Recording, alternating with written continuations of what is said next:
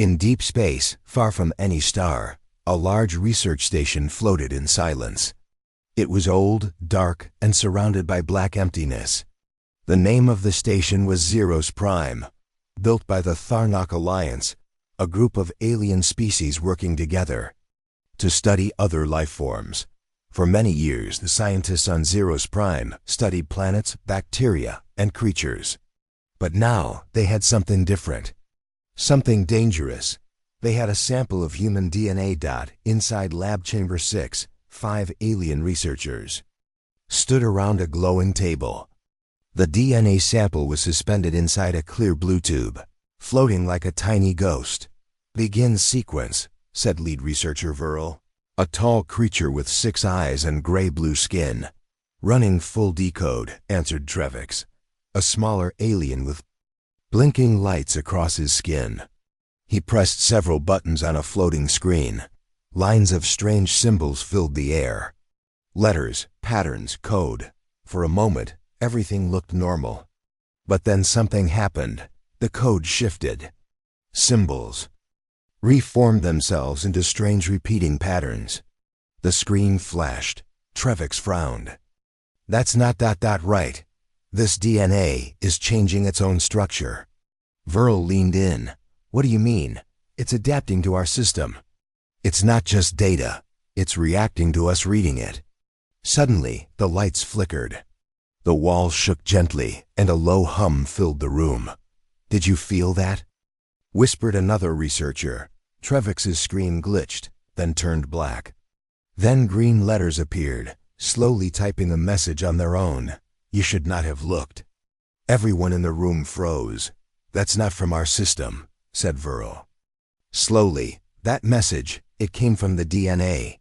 In the control room, Security Officer Gren watched the lab feed. He replayed the last 10 seconds 3 times. He didn't like what he saw. The message, the glitch, the strange vibration. He tapped his thumbs. "Research team, please confirm if this is part of your simulation." No answer. "Research team?" He repeated. Still no answer. He switched cameras. Chamber 6 was now empty. The glowing tube of DNA was still there, but all 5 researchers were gone. Their tools were on the floor. Chairs were knocked over. The door was sealed. "No signs of exit," whispered Gren. "No life signs inside the room." He tried to override the door. It didn't respond. He tapped his console again. "Emergency. Alert possible containment breach in Chamber 6. An hour later, Commander Reel, the station leader, entered the lab with a full security team. The room was cold and quiet, like it had been asleep for years. But this place was only empty for 60 minutes. "There's no trace," said the scanning officer. "No blood, no bio remains, nothing." Commander Reel looked around. "Run DNA scans. Check for teleport activity." "Negative," replied the officer. "Scanners say they're still in this room." Rail turned. "What?" "The system shows all 5 researchers are still in Chamber 6, right here. Standing right there." He pointed at empty space. "But we can't see them." Rail didn't like this. Not one bit. Later that day, Trevix's personal logs were found in the data archives. The last entry was short and strange. "It's not a code, it's a lock. But when we looked at it, we opened something. I can hear it now. It's not from our time. It's ancient, and it's angry." The entry ended with a single word: run.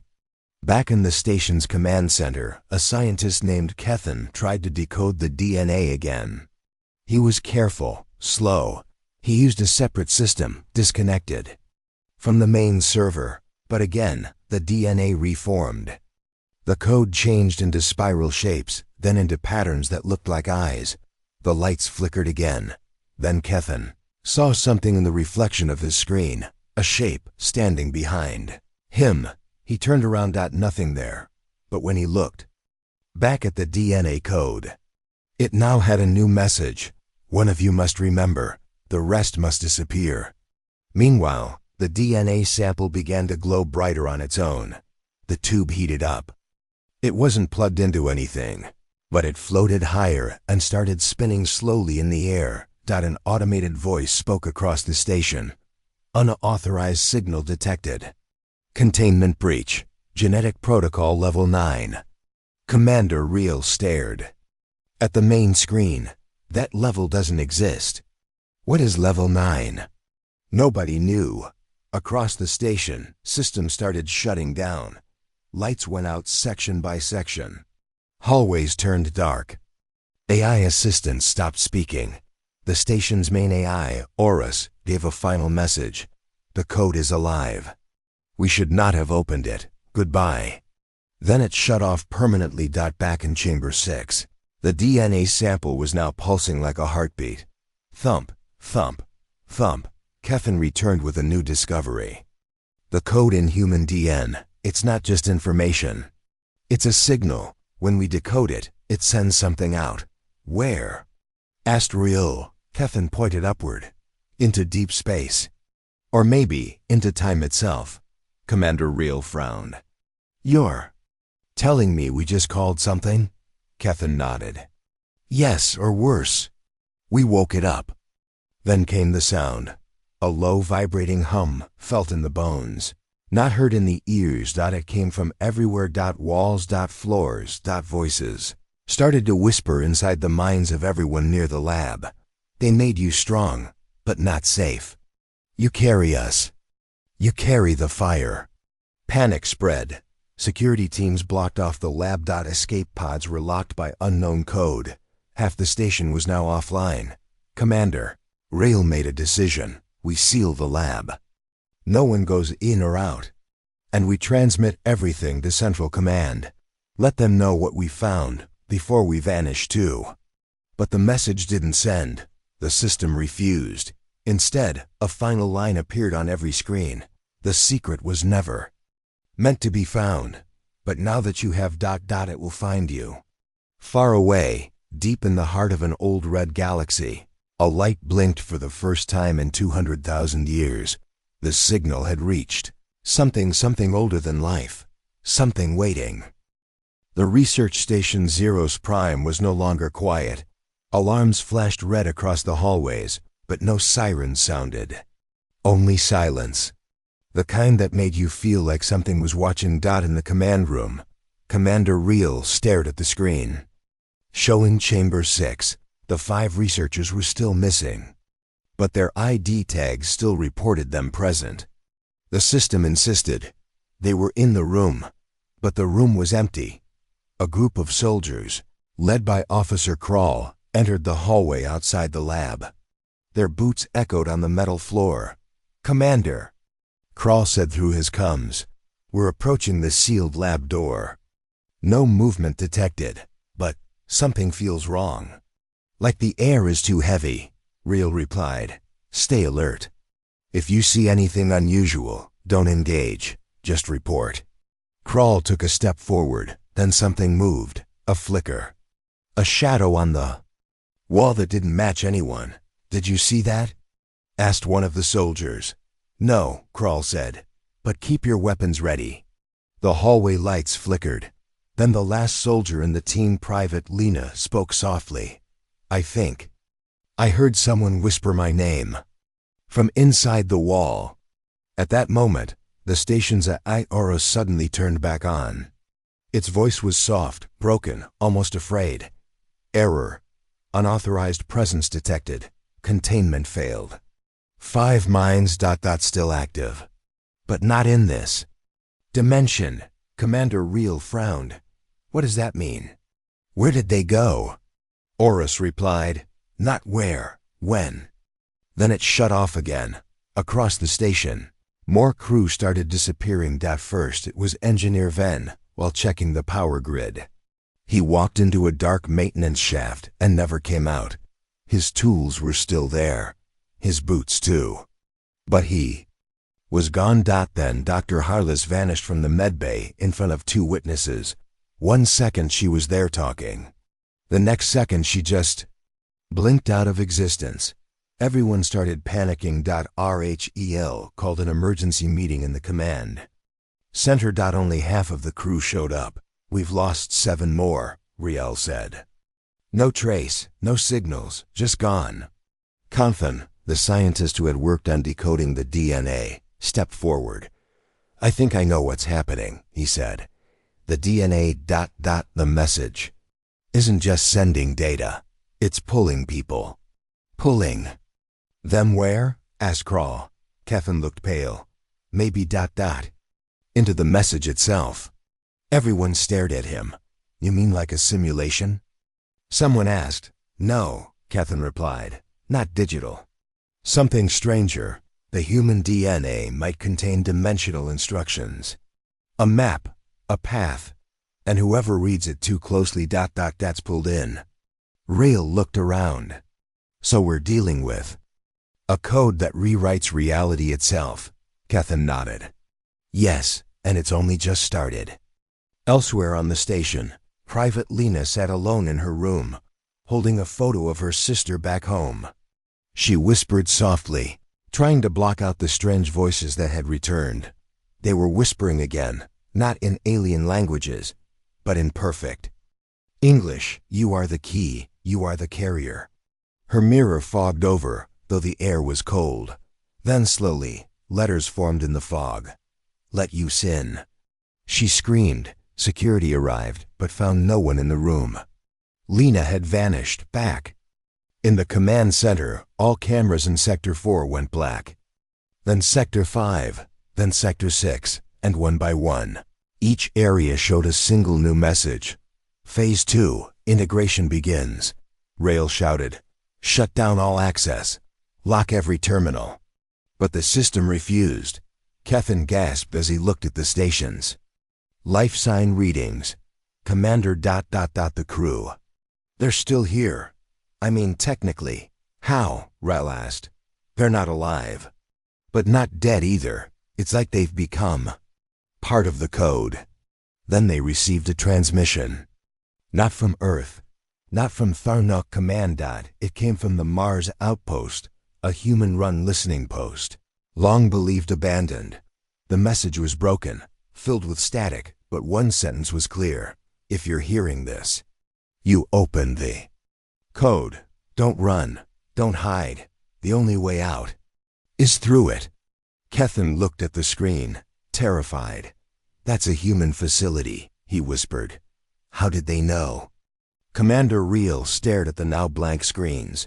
They knew because they built it. Just then, the lights flickered again. And every remaining crew member's comms buzzed at once. They heard a voice. Calm, human. This is not your station anymore. You are the experiment now. And with that, the station's doors unlocked. Not by command, but by invitation. Something had entered, and the rest of the crew would not leave. Earth, deep below a secure science base in the Nevada desert. Red warning lights started flashing. A hidden computer system silent for over 150 years had just received a signal. One of the technicians in the lab, Mira Hali, watched the screen carefully. Her face turned pale. The message was short, but impossible to miss. Code primordial. Activated. Sir, she said. It's real. Someone decoded it. Behind her, General Calder Monroe, head of Earth's Silent Defense Program, leaned closer. You mean the code from the old DNA project? Yes, Mira replied, and now it's answering back. 2 hours later, the signal was traced to a distant station in Deep Space Eros Prime, the Tharnuk Alliance's private research base. Earth had long suspected that alien races were studying human biology in secret, but they had never caught them. Red-handed. Until now. Should we contact them? Asked Mira. No, General Monroe said coldly. They already made the mistake. Now we prepare for the fallout. Back on Zeros Prime, Commander Reel stood in front of a damaged holoscreen. Half the crew had vanished. The DNA code had grown stronger.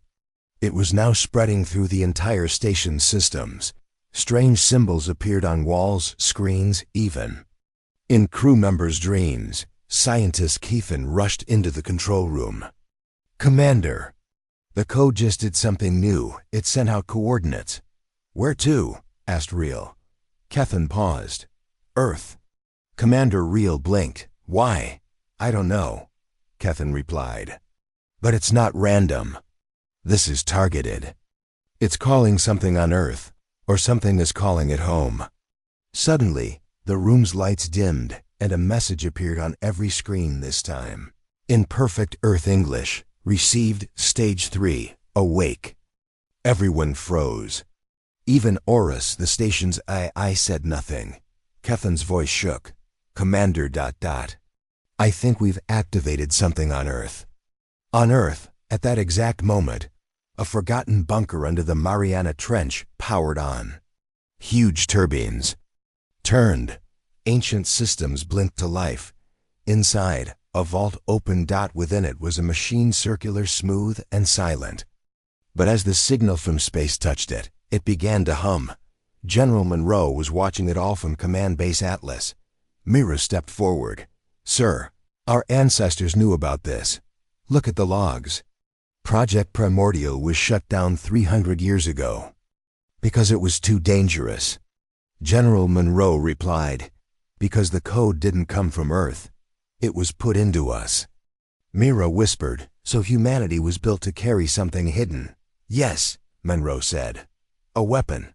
A failsafe. A trap for any species that tried to break us open." On Zeros Prime, panic spread.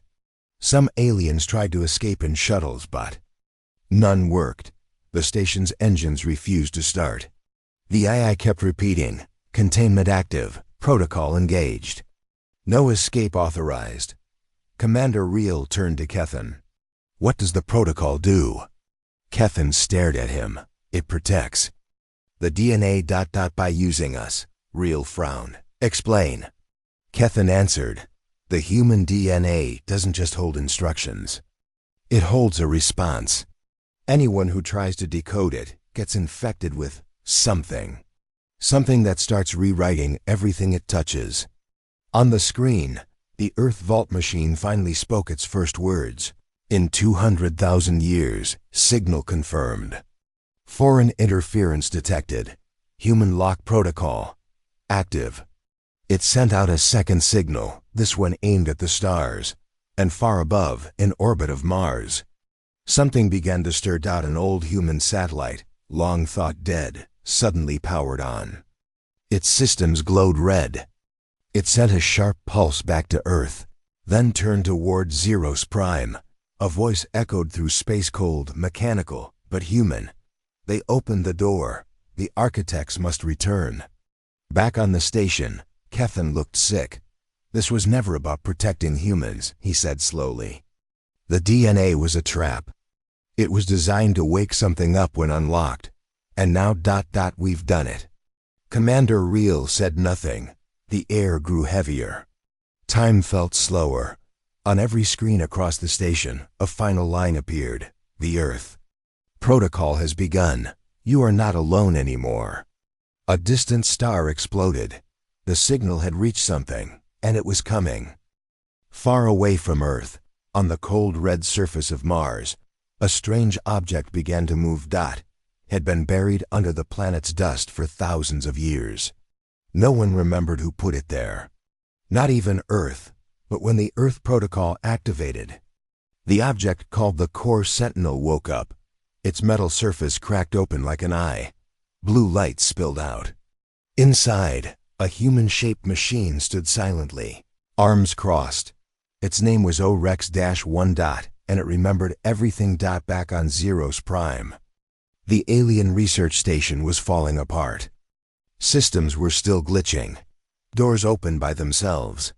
Some walls had strange symbols burned into the metal symbols. No one had written. Commander Reel gathered what was left of his command team.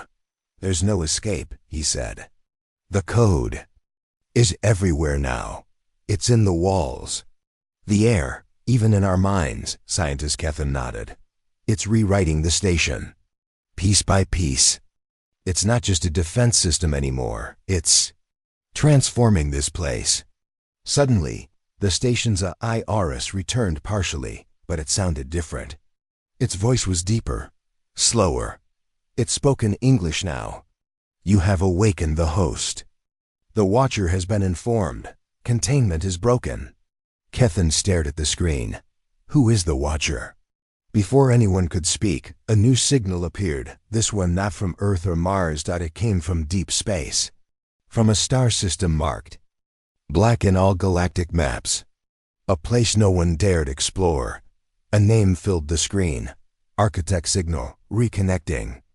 Meanwhile on Mars, the machine RX-1 walked through the underground halls. Lights turned on as it passed. Forgotten computers came alive. It spoke to itself. Protocol active. The DNA key has been touched. Time to restore balance. It stopped at a huge metal door. Placed its hand on a scanner. The door opened, revealing hundreds of sleeping machines, all shaped like humans. Rex-1 spoke just 2 words. Awaken all. Back on Zeros Prime, panic reached its peak. 2 more crew vanished. The air smelled like dust and metal. Time felt like it was bending. Kethan screamed suddenly. He fell to the floor, holding his head. "I saw it." He cried. "I saw it in my mind." Commander Reel knelt beside him. "What did you see?" Kethan whispered. "A machine shaped like us standing in fire. And behind it, stars burning. It said we were the experiment not the creators." Reel felt a chill. They didn't make us to live. They made us to wake them up. Then, something worse happened. The DNA sample in Chamber 6 began to multiply by itself. Glowing strands stretched out like roots, crawling over the lab. Machines fused into the walls. The station shook. Horus announced, "New structure forming.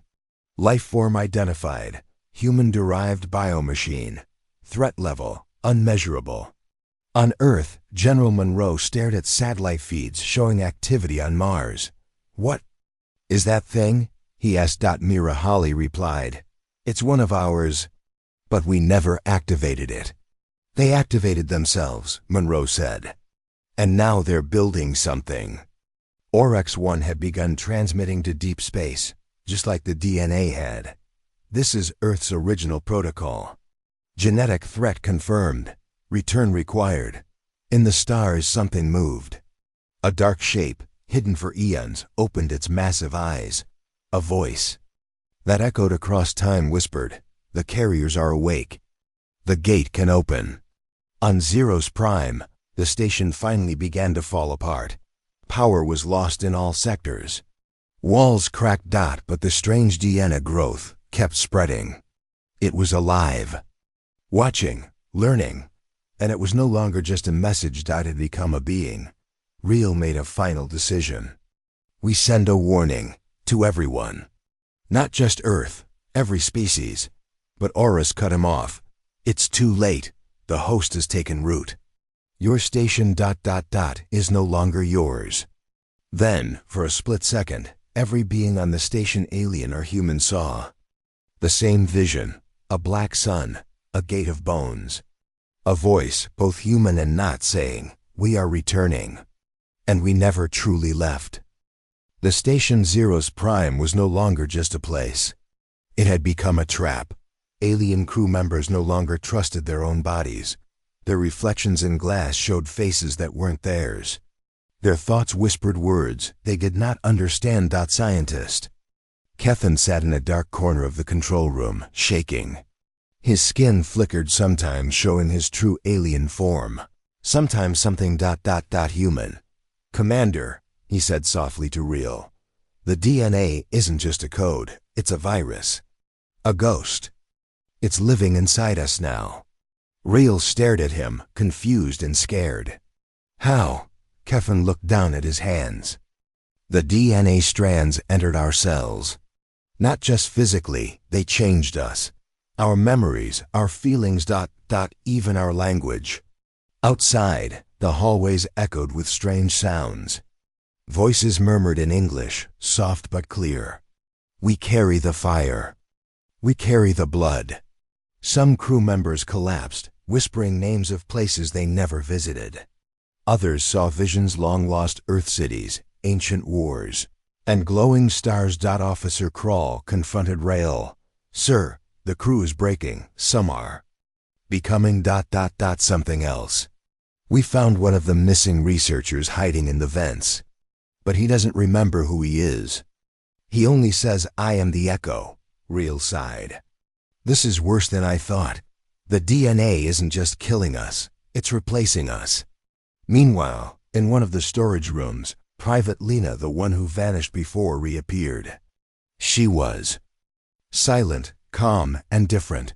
Her eyes glowed faintly red. She looked at a broken mirror and whispered, I remember. I remember everything. She stepped outside, moving through the dark halls like a ghost. The station seemed to recognize her. Kevin pulled Rail aside. We have to do something. The DNA ghosts are growing stronger. If we don't stop it, the entire station will be lost. Rail nodded. Is there a way? Kevin hesitated. Maybe ... If we can find the source.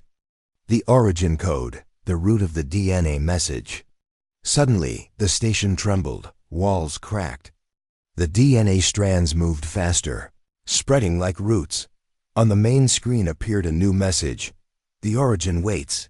Come. Become whole. Rail swallowed hard. It's calling us. Kevin looked at the glowing tube in Chamber 6. This isn't just a trap. It's a transformation. A new beginning. Rail shook his head. Or the end. As the crew looked around in fear, the whispers grew louder. They filled every room, every mind. We are the past. We are the future. We are the secret. The line between alien and human was fading, and something ancient was waking inside them. All. The station was quiet, too quiet. Inside Chamber 6, strange shadows danced across the walls. The glowing DNA strands now pulsed like a heartbeat. Suddenly, from the center of the chamber, a figure formed. It was human, but not quite. His eyes shone with a deep, ancient power. His skin flickered with glowing lines like circuits. He was the genetic warlock, a being created long ago from pure human DNA. The figure spoke with a voice both calm and commanding. I am the first. The one they called Humanity Zero. Commander Rail and scientist Kevin watched in shock. Why are you here? Rail asked. The warlock smiled faintly. Because you opened the code. You woke me. Kevin stepped forward. What do you want from US? To complete the work started long ago, the warlock said. Humanity was a project, not born naturally, but designed. He raised his hand. Around him, the station trembled. Machines hummed to life. DNA strands wrapped like snakes around metal beams. I was created to protect the code, to rewrite it when needed, to awaken the power in the blood. Rail swallowed hard. So this is why the DNA had a kill protocol? The warlock nodded. Not just to kill, to cleanse, to evolve. He stepped forward. You are the carriers. Now, the new form of life. Together we will rise.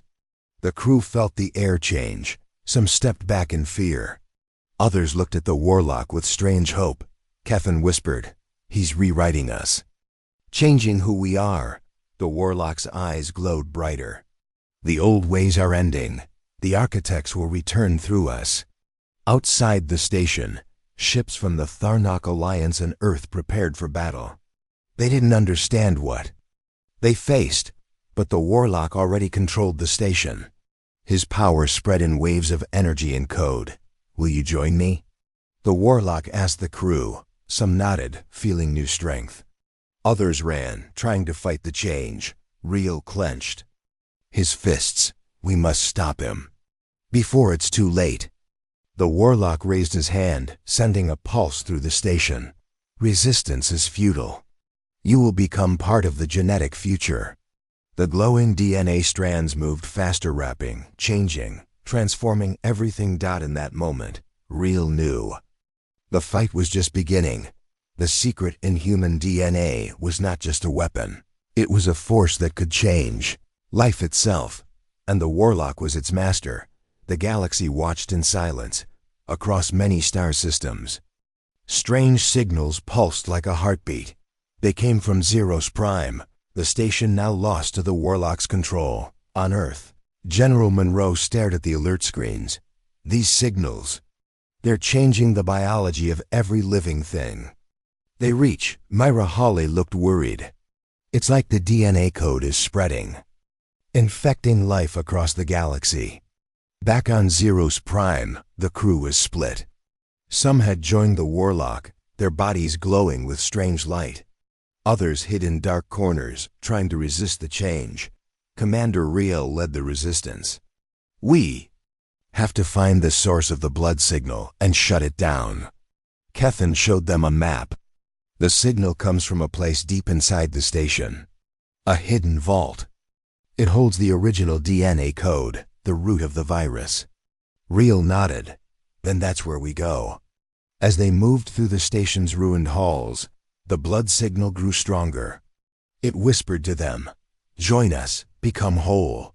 Carry the fire." In one dark chamber, they found a human-shaped statue, glowing with red light. Kethan approached it carefully. "This is the blood signal core. It's alive." Suddenly, the statue's eyes opened. A voice echoed, "You cannot stop the flow of blood. It will remake the galaxy." The resistance fought hard. Some crew members gave in to the transformation, becoming part of the living DNA. Riel shouted, "We must destroy the core before it spreads beyond the station." With a blast from their weapons, they shattered the statue. The blood signal flickered, then faded for a moment. But then the station shook violently. The DNA strands writhed and pulsed like a living thing. Kethan cried out, "It's not just the statue. The entire station is the signal." Rael gritted his teeth. "Then we have to destroy the station itself." Outside, Earth and Tharnak ships arrived to help. General Monroe sent a warning. If the DNA threat spreads, it could rewrite all life in the galaxy. Inside Zeros Prime, the final battle was beginning. The secret in human DNA was no longer just hidden, it was fighting back. Zeros Prime was falling apart.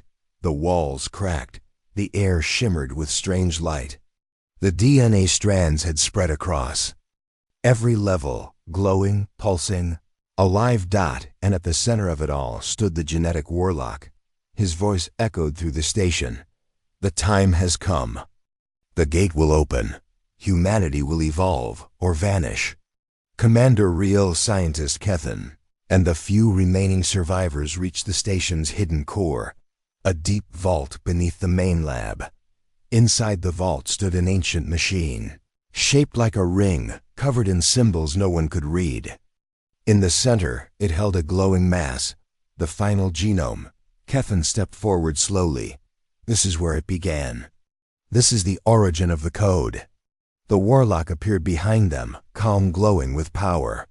"You finally found it," he said. "The seed, the purpose. Humanity was not made to survive.